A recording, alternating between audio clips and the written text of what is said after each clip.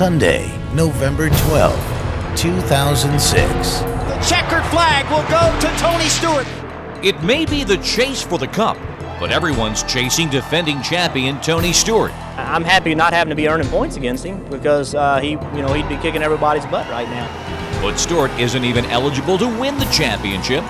Critics say this 10-race chase series needs a wild card. Stewart says, it would be a total injustice to the chase if they added even one spot to this. Also today, it's not just any stadium. It's a $9 million high school stadium in Walmart's booming hometown of Bentonville, Arkansas. You look around and there's a lot of colleges that don't have what we have here. And their chief rival tries to compete. He scores a touchdown. Listen to that Bentonville crowd across the way. I've lost kids to Bentonville simply because they're in awe of their facilities. Today outside the lines, Walmart's high school. And will Tony Stewart change the chase?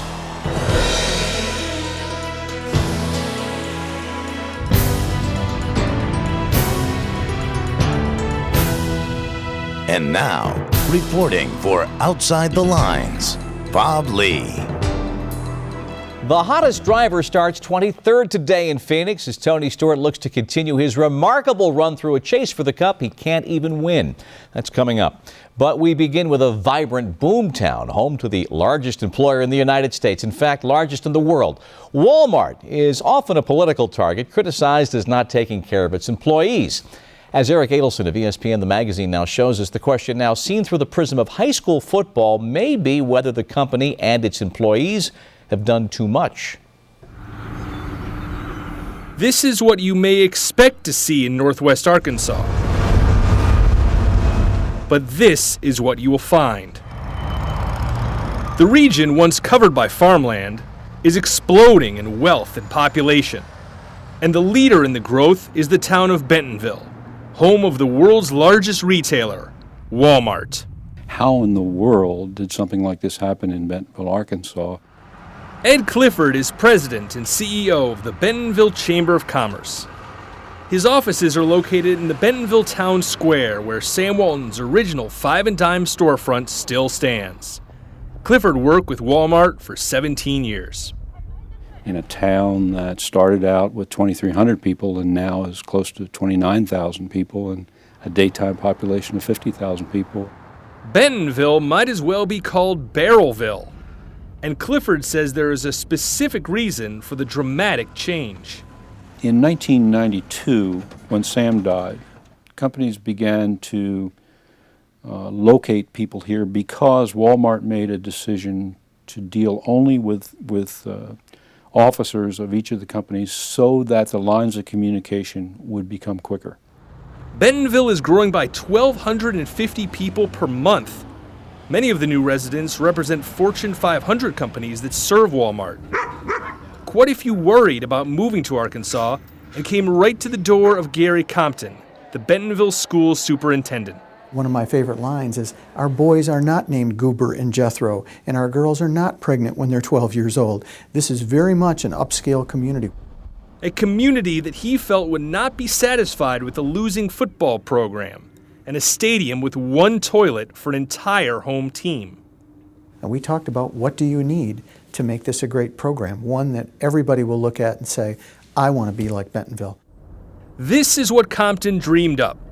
A state-of-the-art high school football stadium with a digitized scoreboard, an indoor practice field, a full weight room, a spacious locker room, a film room, and a 2-story press box with sections of club seating. It cost $10 million, paid mostly by Bentonville taxpayers. But Compton did get some extra help in the form of actual Walmart stock. It's not uncommon in our school district to get donations from Walmart as a company or individuals that have worked for many, many years for the company. I've actually gotten them where they have been shrink wrapped and they're clear and it'll say 1 cent on the stock. And of course now it's not worth 1 cent, it's worth a lot more. The stadium has made a $10 million impression, even catching the eye of college powerhouse USC. Just simply amazed. Aesthetically, it was beautiful. Dennis Slutak is the director of football operations for USC. The Trojans practice here for their season opener at Arkansas. I mean, it was a multi-purpose, first-class, state-of-the-art facility. You know, the stadium and then the actual football operations facility were second to none. As people come into town on business to work with me, I take them past that stadium and they just can't believe that that's a high school football stadium. Stuart Shepard worked for a Walmart supplier. He and his family moved from the Chicago area.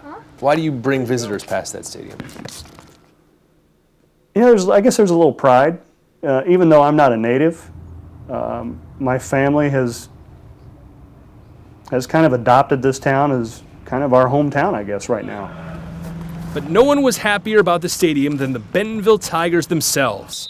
Ryan Isabel, the school's starting quarterback, moved from Wyoming for family and Walmart. You look around and there's a lot of colleges that don't have what we have here, so just trying to make the transition from our old field to this one, and it was a good feeling, amazing feeling. On March 12th, a tornado hit the new stadium, causing $5 million in damage. My joke is that it was probably God's way of telling me that I spent way too much on a football stadium. But Compton also spent a lot of money on a football coach.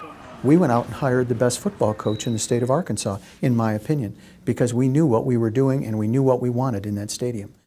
Bentonville's new coach is the highly successful Barry Lunney, who has won 4 state titles. Lunney is paid $89,000 per year, but says he's tired of hearing how money buys victory. I've heard this deal about, hey, did Walmart buy your officials, and you know, that type of thing, where people look at it and judge and view us as, you know, that it's the school that Walmart built. The team around the corner from Bentonville is the Rogers Mountaineers, the largest high school in the state.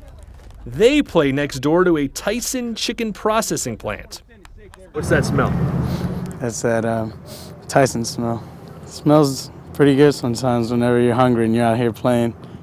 Rogers and Bentonville both have Walmart ads on their scoreboards, but that's where the similarities end.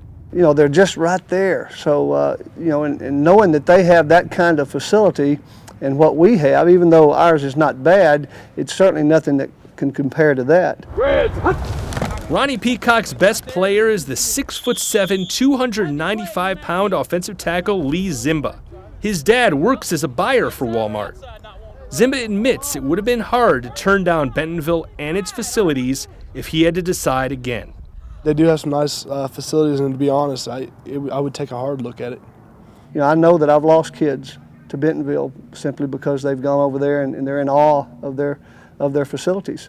So Peacock tries more unusual ways of building a winner, such as an annual father-son retreat and hugs before and after games. He even uses the chicken smell as motivation. I've kind of kidded the kids and said, you know, I'll act like I'm sniffing and smelling something, and especially this year, you know, right now I'm smelling 10-0 and a little bit of chicken.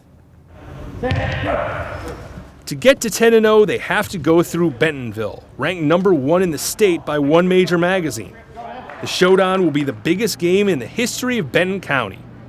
Walmart itself gets in on the rivalry by selling T-shirts. The fact that we're 9-0 right now and playing for an undefeated season could do a whole lot for our program and a lot for people that are moving into this area. When you're successful, people want to be a part of that. This is what high school football hopes to be. Well, this is electric. Lenny told his team to be ready for a big play early. He was right. He shoots it down deep on the right sideline, and it is caught up here by Gleghorn. Here is Kirby waiting. Has the football, going to throw it. He shoots it for the end zone. Caught for a touchdown. In the first half, Rogers scores 3 touchdowns and shuts out Bentonville. He's going to throw it toward the end zone, and it's caught for a touchdown by Peachy.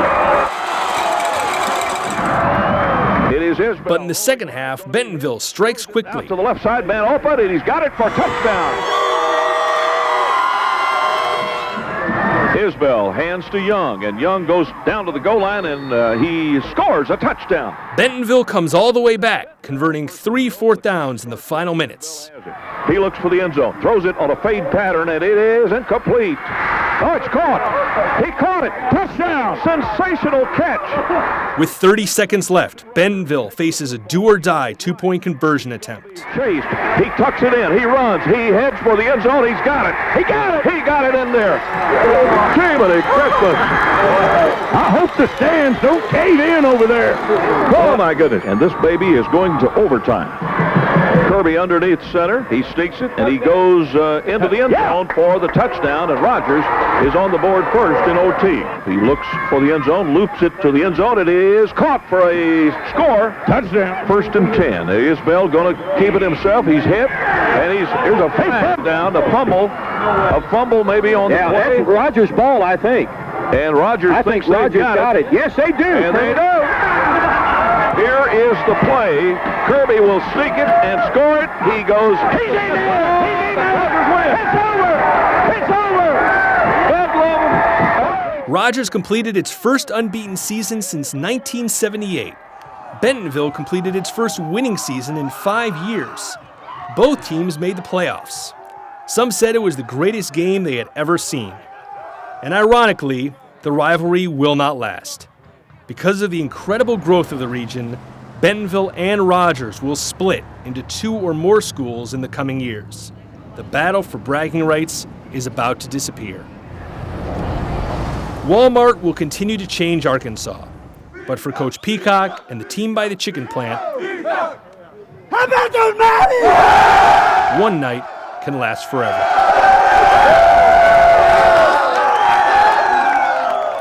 Eric Adelson of ESPN The Magazine reporting.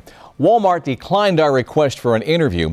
By the way, about 1/3 of the $9 million for the Bentonville Stadium was raised privately. One retired Walmart executive also donated $5.5 million towards the high school's arts building.